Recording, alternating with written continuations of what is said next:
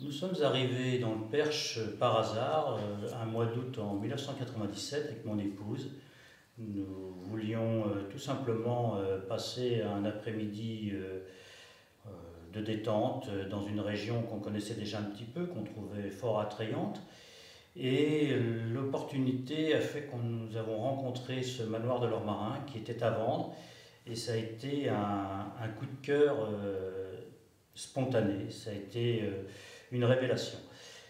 Lorsque nous avons visité la première fois ce manoir qui était à usage agricole, il y avait encore un exploitant, un fermier qui était dans les murs, et nous l'avons visité un soir à 19h après un orage fantastique de mois d'août.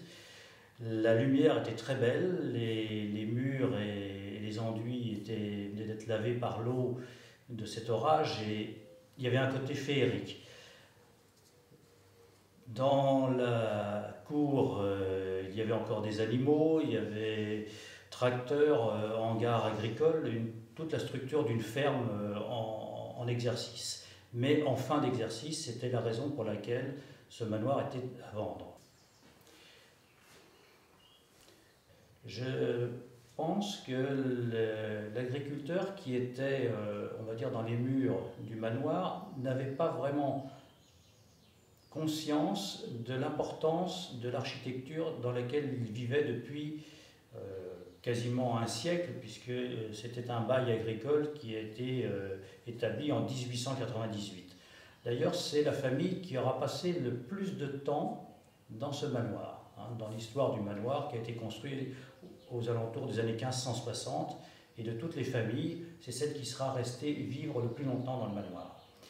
Les propriétaires du manoir, à cette époque-là, n'avaient pas non plus vraiment conscience de l'importance de ce patrimoine.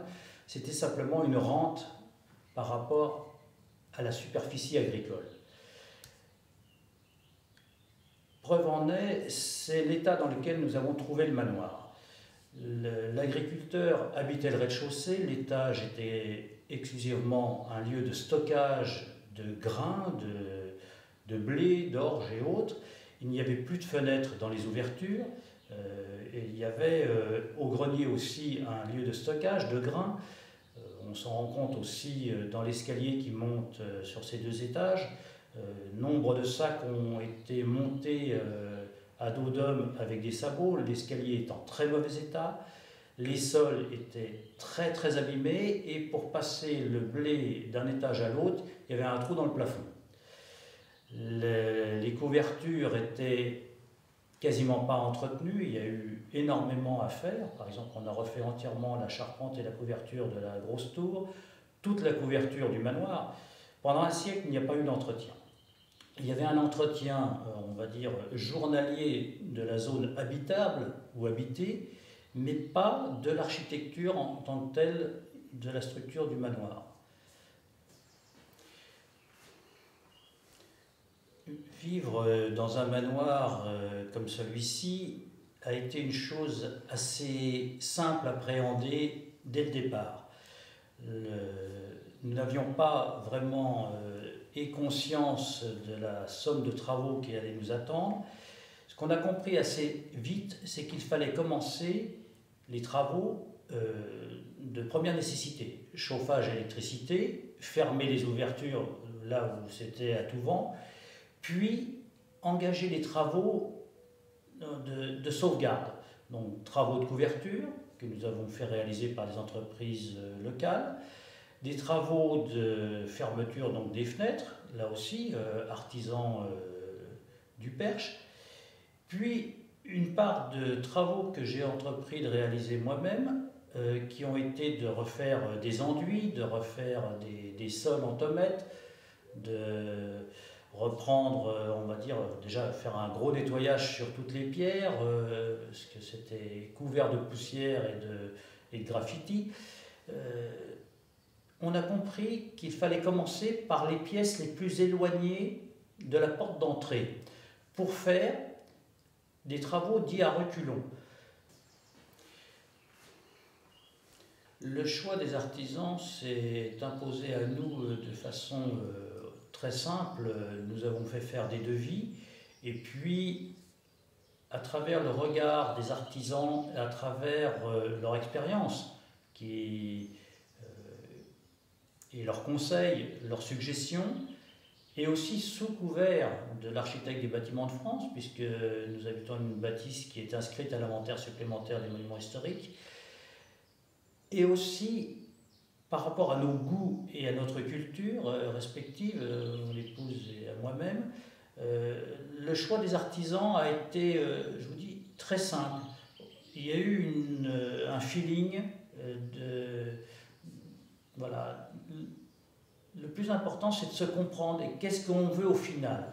Et le fait d'habiter sur place et le suivi de chantier, puisque en restant maître d'œuvre, entre guillemets, je surveillais, mais sans surveiller, j'essayais de partager et aussi d'apprendre à travers leurs gestes, d'apprendre y compris pour moi-même.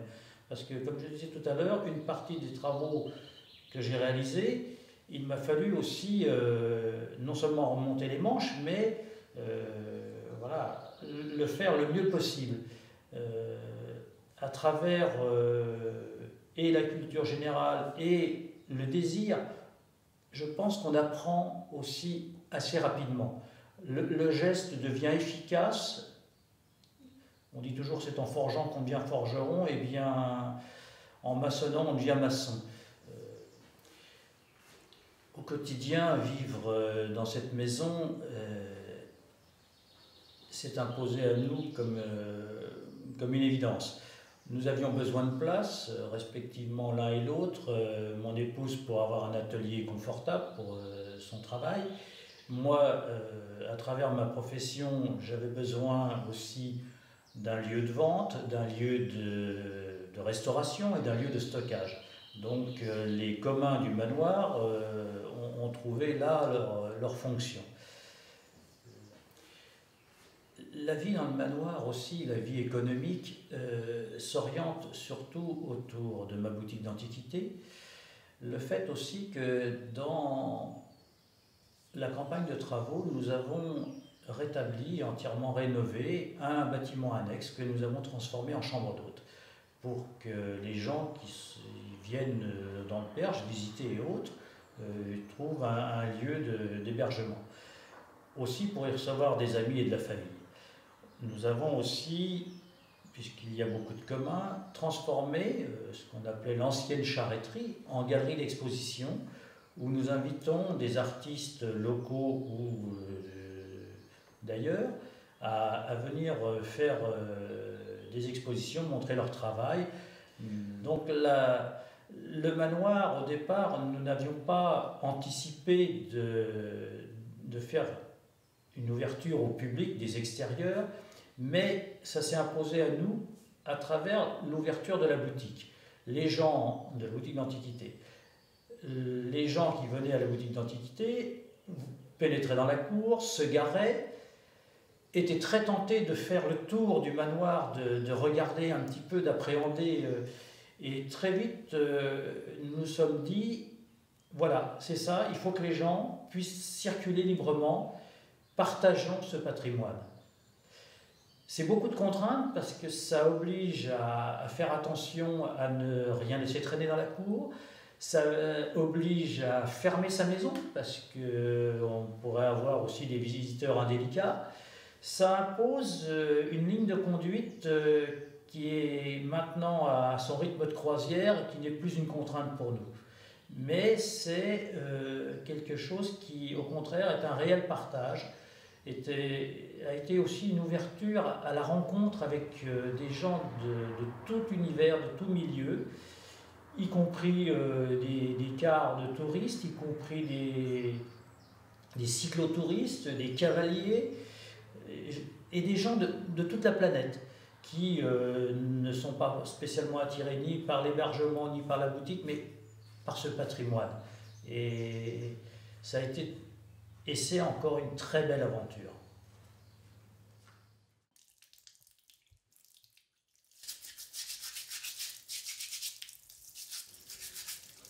L'avenir de cette maison me pose interrogation. La transmission, nous avons 2 enfants, transmettre ce bien, il n'est pas dit que les enfants veuillent s'installer dans la maison. Il n'est pas dit qu'ils en aient les moyens, puisque lorsqu'on rénove, on apporte une plus-value importante à un édifice. Les années qui passent et une région qui prend de la valeur font que le patrimoine n'est pas facile à transmettre à ses propres enfants. Je ne suis pas sûr que ce soit leur souhait, bien qu'elles aiment beaucoup la maison. De toute façon, nous, on a un espoir de vie encore grand, et donc ça ne s'impose pas encore vraiment à nous. Mais la transmission d'une maison, il faut aussi quelque part l'accepter. S'il y a changement de main, nous aussi, lorsqu'on a acquis la maison, elle venait d'ailleurs et elle a un parcours dans l'histoire. Nous ne sommes que des passeurs. Le tout, c'est de laisser une trace qui ne soit pas une trace de destruction, mais une trace de sauvegarde, et laisser une lecture pour tout le monde, d'un manoir qui est inscrit à l'inventaire supplémentaire des monuments historiques, de laisser vraiment une trace de mémoire.